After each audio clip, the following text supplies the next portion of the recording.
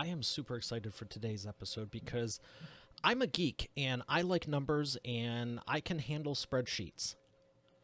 I'd rather be in front of the camera than 12 hours looking at them. However, some of the funnest things to do that I've done with EA interviews is my master spreadsheet that spills into my team and they get different things and you can connect it. But if you don't measure your numbers, you don't know where you're going. You don't know where you're going to be.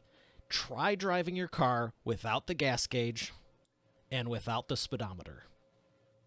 How confident are you, no matter if you have a junk car or a brand new Rolls Royce or Ferrari? How far are you going? How fast are you going to get there? Or are you going to just be like, this is nuts. I have no desire to even turn the thing on. Why would you do your business any different? If you're not measuring the metrics, you're lost. You're basically driving blindfolded and you don't know how much gas is left. That is why I'm excited to have Jack Tompkins on the show, because when I saw that he helps people specialize in not just the data, but visualizing it, well, this is a match made in heaven, and we're going to bring him up right after we thank the sponsor. You've heard me say every business needs a book, including yours. And it's true. And that's why you should visit freebusinessbookpublishingcourse.com today to learn the 7 steps to publish and promote your nonfiction lead and profit-generating business book in 8 weeks. But you know what? Don't take my word for it. Take it from a few of my authors, like Lori. And I went from having an idea and a possibility to... Here he is, ladies and gentlemen, Jack Tompkins. Jack, how are you feeling today? I'm doing great, Mario. How are you? Thanks for having me. Oh, I'm excited to dive in. I'm feeling great because, like I was saying, is that a preamble, the intro, whatever you want to call it?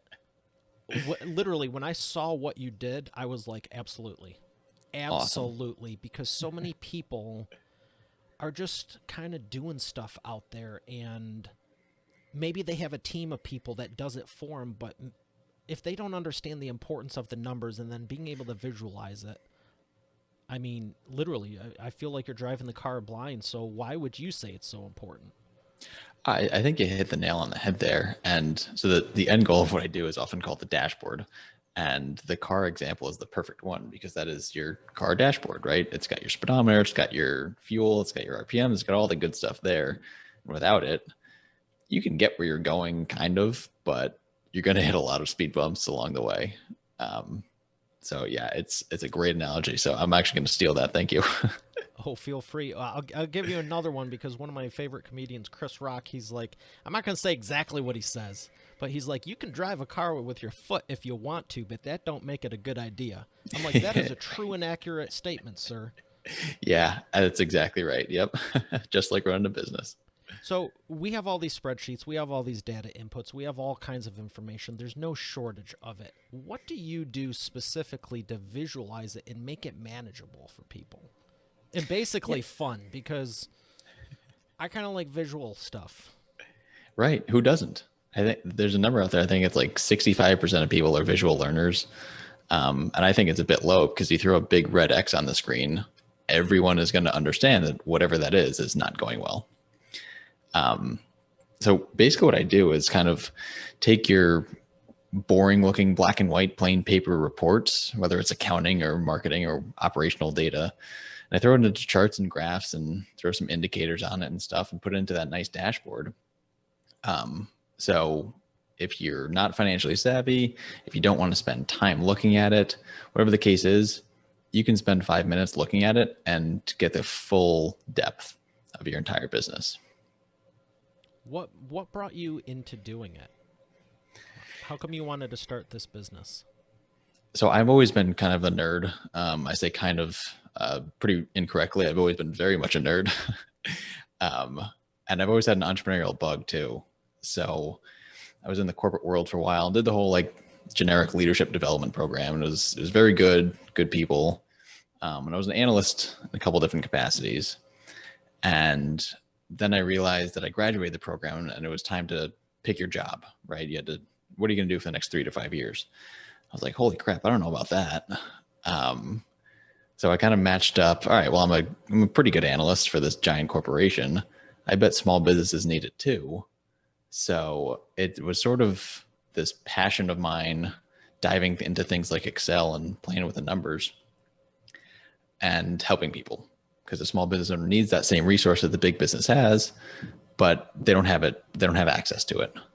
So I figured, why not give it a shot? And it's been pretty fun so far. For the small businesses that you're working with, what would you say majority, over 80% of them need the most help with? It's a good question. I would say the number one thing is just being able to see their numbers easily.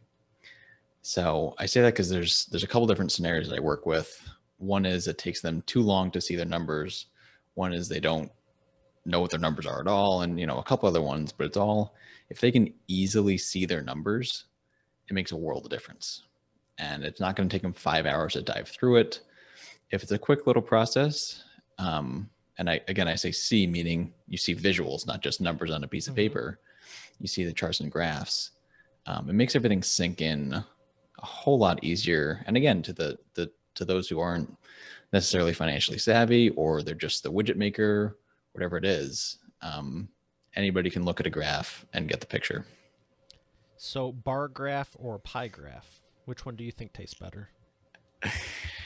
It depends on the data, honestly. I think a bar graph is more widely used. There's a place for a pie graph, but if I had to pick one, I'd go bar graph. Really? Why is that? Because I think you can show a whole lot of things with it. One of the things, especially in business, is showing the trend. So, simple example, revenue over 12 months. If you see that in a bar graph, makes a whole lot of sense. Pie graph would be tough. Pie graph is great in the example of where's my revenue coming from. Yes. And it's a good snapshot in time. So you've got 4 or 5 different sources, put them into a pie graph. It's a really, really nice visual. Throw some percents on it too to give them the actual number. And it's a strong combo together is really probably the best answer. Okay. Yeah, I love the percentage and, profit margin ratios. And when you can just look at it and it's like, here's the sources, here's the margin, But yeah. I do see your point when you're going, okay, let's annualize this over 12 months. Yeah, that would be kind of a mess in the pie. I just think it's because the visual of the circle. I don't know. I lean towards the pie myself, but that's fair. When you're talking about the annualizing the financials, yeah, it would be better in a bar graph. So, yeah. What have you found since you're talking about all the spreadsheets and the data and all of this, do you find that once people use your service and you can visualize it for them, they start spending more time doing it? Yes and no. Yes, in the sense that they are actually excited. And I think you mentioned early on the call here that they might actually have some fun doing it. And I do find that a lot because there's always some interactions. You can pick your different date, you can pick your different scenario, all that fun stuff. And it is kind of fun to play around and see all the graphs change according to it's kind of like you have the power, It's really fun for a business owner to just go in there and play. So I see them spending more time in that. I don't see them more spending time in the boring stuff, which is obviously great, which is the whole back end, getting the data ready and doing that whole process. Obviously a great thing to be spending less time there. But yeah, they have a whole lot of fun just playing around with the switches and selections and whatnot. Okay. And I know the goal isn't to get lost in it. Like with the spreadsheet, you can get lost and it's like it might take you an hour to figure out something that you should be taking 5 or 10 minutes to do. Right. But I was thinking people would want to be the easier it is to look at. I mean, anything, the more you're drawn into it, I would think the more you are wanting to go, like you said, let's see how it changes. Let's see what's going on here. Anything that's more visual for me, it's going to get at least some extra time. It doesn't mean I'm going to just drop everything and just get lost in it. But right. I in my own personal experience, it was like, I don't care. This looks boring to, okay, you at least got my attention. Right, exactly. So do you have a lot of people who that's their issue too? They're not even like, and I'm thinking back over a decade ago before like my early days of business. I'm way better now with all this stuff. Obviously, I'd like to think so after a decade, but do you find that some people, you're able to take them from they have no desire to look at it to now they're interested, or were they all interested in before and now they can digest it and make more sense of it, whether they're spending more time or not? Oh, it's definitely option one there. There's some folks who are they just fly by the seat of their pants and they trust their gut, They and have no idea. They don't care. a lot of right, exactly. But then you make it easy for them to see it, and it's sort of that slower adoption phase where it's okay, like, I'm not completely sure what I should do here. Maybe I'll check the dashboard, and then it's like, okay, the dashboard helped me a lot. Maybe I'll check it regularly, and then it sort of snowballs and they check it every day. Okay. So what would you say are the top 3 things that someone should be looking for in their company when you're going through the financials? When they're going through the financials, number one is kind of very basic. I would say make sure that you are actually going through the financials, and maybe tag teaming that for a joint number one is make sure that's an easy process, because as I've mentioned, if it takes a while, you're not going to want to do it. But as you're going through, I would say one thing that's going to be pretty common across every industry, every business, is really your top and bottom line. And that is a very, very generic, easy answer. But at the end of the day, that's what pays the bills. I think, I want to say every business that I've worked with has one of their KPIs, their key performance indicators. Okay. It is always revenue or profit, and oftentimes both. So that's something you just got to stay on top of. Are there any other KPIs that you've found interesting? Is there like 3, 4, or 5 main ones, or are those the top 2 always? Those are definitely top 2. I've seen a few that are oftentimes, use a restaurant as an example. There's a certain expense that they want to monitor. So in restaurants, it's often labor. And I think that's true in a lot of different industries. But there's always that one big expense they got to keep an eye on. Have you ever seen them do it with like the cost of meat or cheese or any of the food? Yeah. It gets grouped up into the cost of goods sold, but then there's always a spike out of, okay, we got the total number. Is the meat driving it or is the cheese driving it, kind of thing? Okay. And oftentimes that's not necessarily a bad thing. That probably means that people are buying more meat and or cheese. So when you're looking at the KPIs, and I'm glad you mentioned that for anyone who doesn't know the key performance indicator, how long do you traditionally track them for, and how long should someone be tracking them for? Track it for, have the data for as long of a time period as you can. It's always nice to look back to a different time period, because you might have had a 1 in 3 year event happen and all of a sudden it happened again. You want to see what it was back 3 years ago. I would say the most common comparisons I see are month over month, meaning February compared to January, or year over year, meaning February of this year compared to February of last year. Both of those present pretty good gauges on how your company's growing. And you could roll that up to the quarter level too, or whatever makes the most sense. But month over month and year over year, pretty easy to look at, or pretty easy to do rather, and pretty impactful. So it's that sort of upper right quadrant process to do. Okay. Let's talk about your clients. You don't need to name them if you're under an NDA or anything like that, but you're welcome to. Tell me about the biggest transformation you were ever able to give someone who came to you. They probably weren't even doing anything. They didn't want to look at it. It was boring to them. And now they're in love with looking at all the stuff they previously weren't. Yeah. I knew this question was coming. I took some time to think about it, and I think I landed on a pretty fun one. It was extra fun for me because it was one of my first ones, really. It was sort of when I was starting out and just feeling out the business. And it was just a local insurance agency, sort of down the road, mom and pop shop. And literally it's a family run shop, which is awesome. Love helping them.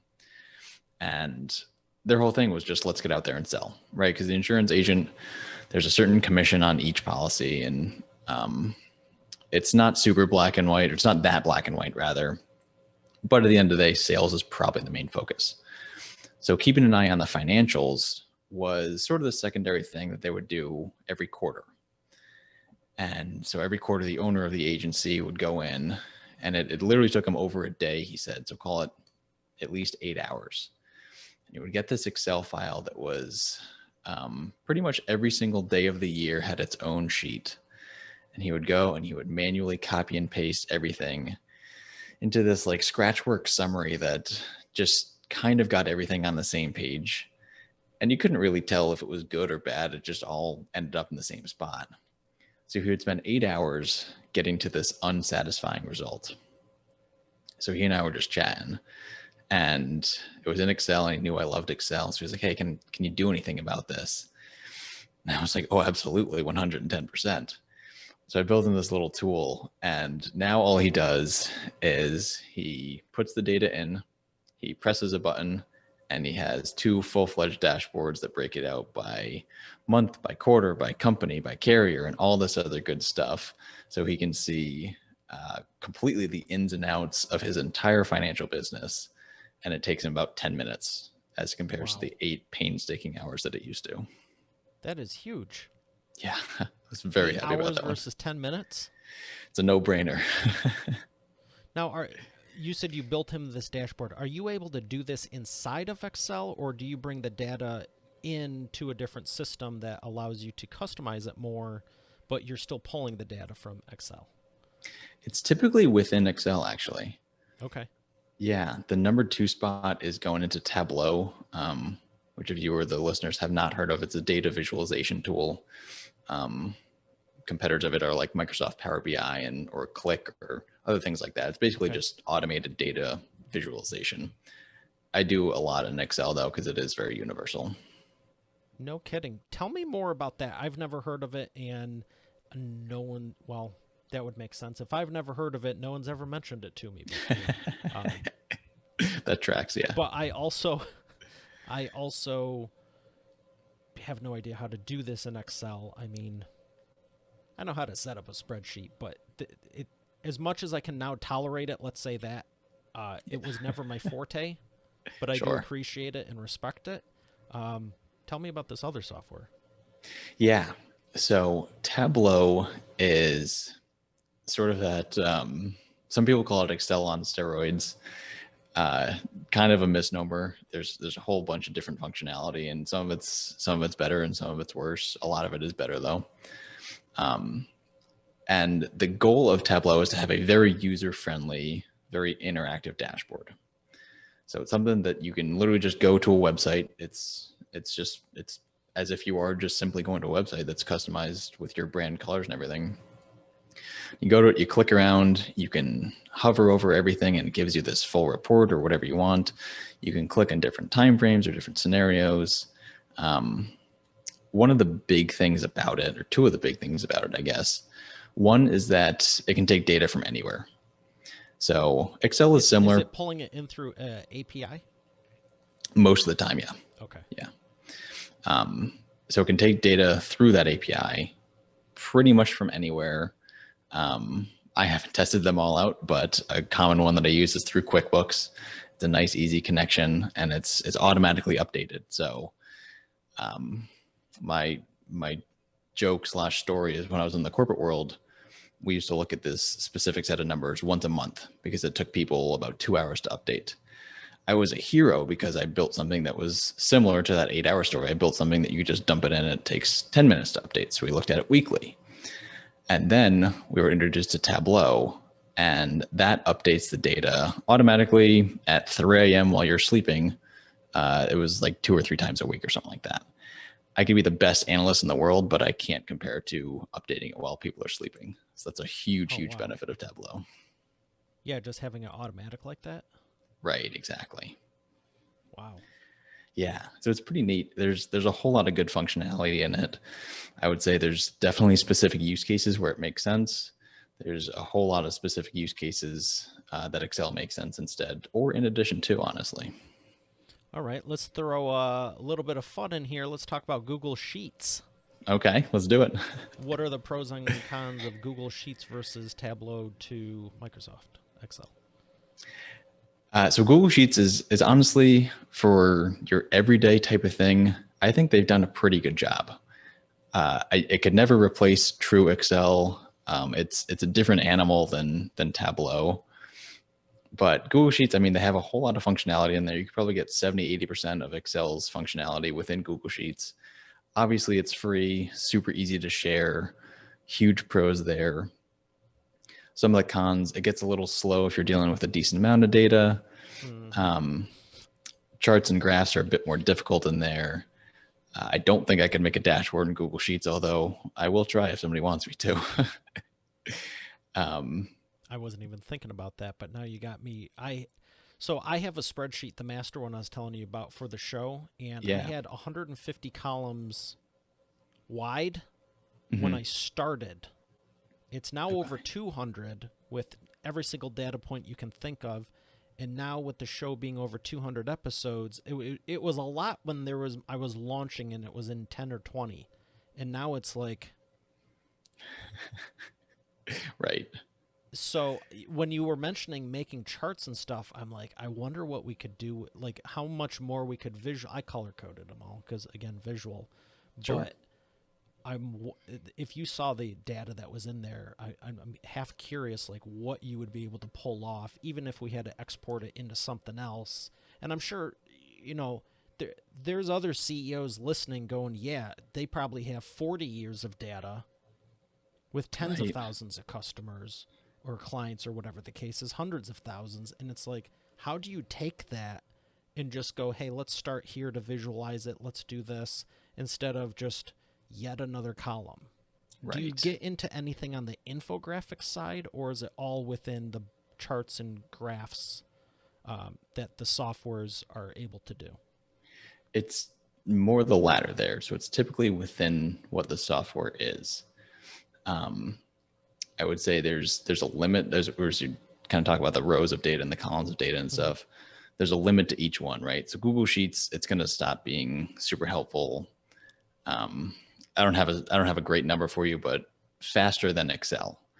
Okay. And then for anybody who's worked in a corporation with thousands of rows of data, hundreds of thousands of rows, Excel stops being helpful and starts crashing a lot in that several 100,000 row, or depending on how many columns you have, kind of thing.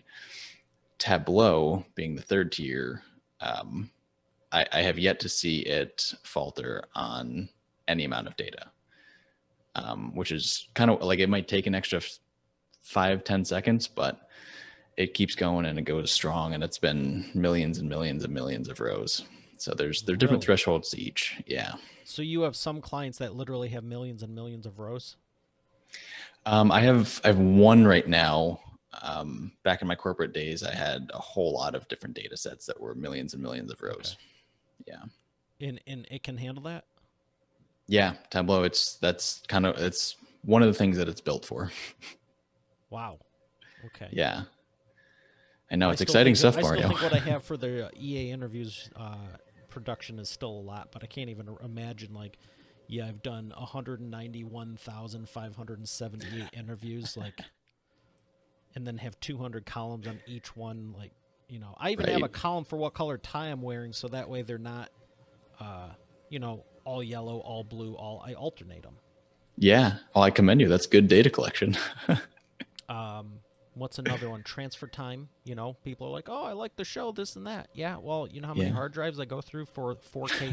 I record the show in 4K and stream it in HD.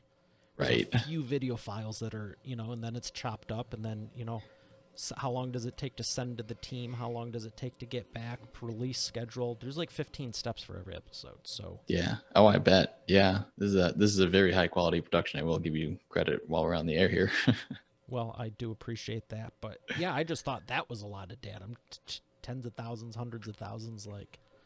Yeah, I mean, it is. So I'll go in the complete opposite direction, where that is an enormous amount of data, and the millions and millions of rows is typically reserved for at least the middle market companies, if not the large corporations. I'm thinking like a healthcare company where you have 1 million customers and they have like an healthcare insurance, or a car company, or, you know what I mean? Where their customers are the state of Michigan, the state of North Carolina, the whole U.S. Yes, banks. That's exactly right. Yep, it's funny you mentioned insurance. That was my corporate life. I was in the insurance world, and it was, a specific policy for a specific person that was in an industry that also was in a sub industry that was in a specific state that was from a specific sales rep, and all these different criteria. It's just the more you pack in there, it starts to make a bit more sense why it is millions and millions of rows. So you're not using Google Sheets at that point? You've just barely breached it, yes. Okay. Well, I have something fun I get to ask you now. I mean, this whole thing's been fun, but this is the wheel of whatever. Okay, let's spin it. So, do you know the question I'm going to ask you? I don't. You know why? Because it's the wheel of whatever. Bingo. And that's all I put on the show flow, so here we go. Hold on. I'm still working on the stand. Man, okay. I'm killing it today. That looks great, yeah. Sometimes it doesn't spin so well. Wow, that's a Wheel of Fortune level spin right there. Cool, that worked. So my question for you is, who is a company you would love to work with that you haven't yet? Company that I would love to work with that I have not yet. That is a good question. I think I would like to work with like a cool restaurant chain. Like I'm in the South, so Chick-fil-A is the cool restaurant chain down here. So I'll use that as the example, I guess. Kind of for one, because Chick-fil-A is awesome, or insert your favorite restaurant chain here. And maybe not even chain, maybe even just a couple locations of good local food. From a data perspective, that's so much fun. And everybody loves restaurants. Everybody loves going to eat and drink. I think it would be so cool to play with some of that data and help a restaurant stay in business, especially if I like them, and just get in the weeds of that data. I think that'd be a blast. Excellent. And they are a good restaurant, but yeah, that would be a good one. I hope you can. And if I ever have the CEO on the show, I will definitely tell him about you and to check out this episode. Perfect. Thank you. And if the CEO of Chick-fil-A, you happen to know him, or you're already listening or watching, I'd like to invite you on. There we go. So there it is. Perfect. Yeah. It's a bit outside my small business niche, but hey, they're a big proponent of small businesses, I think. So that all works out.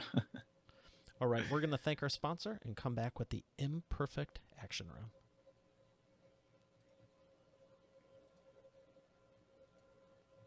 You've heard me say every business needs a book, including yours. And it's true. And that's why you should visit freebusinessbookpublishingcourse.com today to learn the 7 steps to publish and promote your nonfiction lead and profit-generating business book in 8 weeks. But you know what? Don't take my word for it. Take it from a few of my authors, like Lori. And I went from having an idea and a possibility to actually getting my book published. Or Catherine. Thank you for making my mom #1 best-selling author. Or Mary Alice. What he got done for me in 3 days regarding my book launch, unmanageable. John Cody. I've worked with Mario over the phone and online, and he's been very helpful in getting me where I needed to go with promoting my books. Rocio. There's no way in the world I would have been able to do this with somebody else. Again, I've attempted it in the past. It didn't serve me. As a matter of fact, I ended up more frustrated than anything. So this has been a very seamless process. Adele. If you're looking for an amazing business coach, I highly recommend Mario Ficini. Or Bill Benner. I can't make a higher recommendation than to work with Mario Ficini. He has been great for me, and right now I won't work with anybody else except for Mario. Hey, their words, not mine. Visit freebusinessbookpublishingcourse.com to get started now, and I look forward to hearing your transformation as the next video success story. Once again, that's freebusinessbookpublishingcourse.com.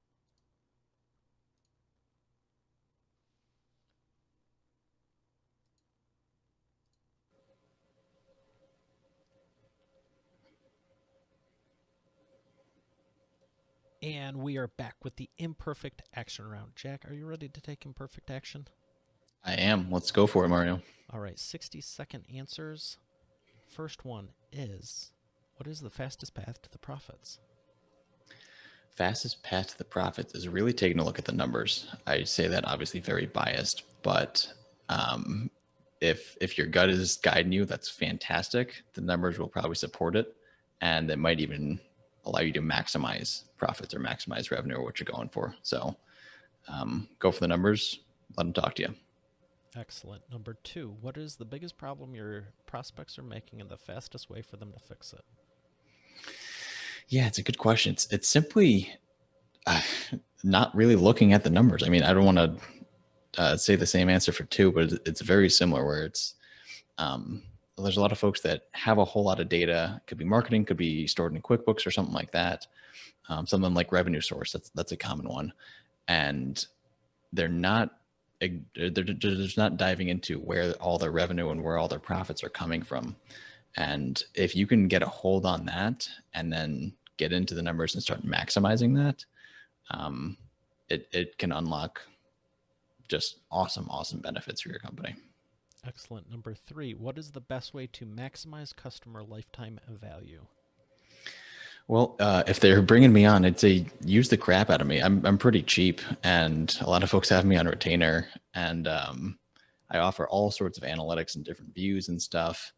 And if you have me or somebody like me or any sort of analyst, even in-house, let them run, let them go for it, and have them come up with some creative things. And there's always some good stuff in the numbers. So the more you can lean into that, especially with me, I'd say the better off you're going to be. Because you're going to be seeing stuff that it's not even on my radar. I don't even know exists. Like when you're talking about the charts, it's like, can Google Sheets do that? I've been using it for years. I have no clue. Right. I know how to make a row and color code it, and it's worked. But there you go. it's actually one thing I look for when I'm bringing people on the team. And for anyone listening, I wholeheartedly support this 100%, because the whole reason you're trusting someone on your team is because that's their area of expertise. Right. I have mine. It's not generally what I hire people for. Or if it is, they're a lot better at it and I don't have the time for it. So I love going, all right, what do I not even know about that we should be doing? Oh, something changed with XYZ last month in the industry, Sweet, implement it. Yep. That's exactly right. I would have never known. I'm very thankful for that. So I'm glad you brought that up, because I think too many people don't want to say it because it's like, I don't want to irritate the person I'm working for, but really it should be a partnership. It shouldn't, you know what I mean? But at the same point, it's also like, I have no clue. I'm not trying to be everything to everyone. Just let me talk on camera and talk to people, make phone calls, book appointments, and do sales, and the rest, like, I know how to do. I don't have time. I don't want to do it. It's like, right. Only I can host the show. Exactly. And I can bring in business for everyone. The there less you go. I need to think about all of it, hey, here's more work. That's a win-win-win all across the board. I remember hiring people in college. I was sitting next to them. I loved what I was doing with the graphics and animation and all this stuff. And I even told the teacher that everyone was going like, where are you getting all these clients from? I'm like, it's not rocket science. You just, you know what I mean? For me, it wasn't. And there was one time I told the teacher, I go, you know, I'm doing actual client work, right? He's like, yeah. I go, I don't have time for homework and this. Can I just use the client work as homework? He's like, yeah, go for it. I know it's the same. It was exactly the same stuff, but everyone had these portfolios of all this great work. And I'm like, I have no clue how you did that. Here's my thing over here. Yeah. Like an animation sequence. And it was cool. I was proud of myself, but I'm like, yeah, no. Yeah. But here's awesome. 5 new clients. So. Right. There you go. Stick to your strengths. There's the moral. Absolutely. Yep. So what books would you recommend to Expert Authority World that have made a big impact on your life? There's a couple. One is a book that's called Show Me the Numbers, and it's by a guy named Stephen Few, and it's sort of, here's how to display numbers. And that sounds like a very basic concept, but continuing with the whole theme of my business and the show, of course, sort of steps to take to implement this in your business, how to actually visualize numbers. I think it's a great start. Again, that's yeah, Show Me the Numbers by Stephen Few is number one. Excellent.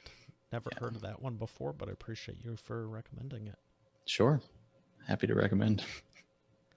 All right. Where would you like people to learn more? I'd say my website is going to be the easiest place.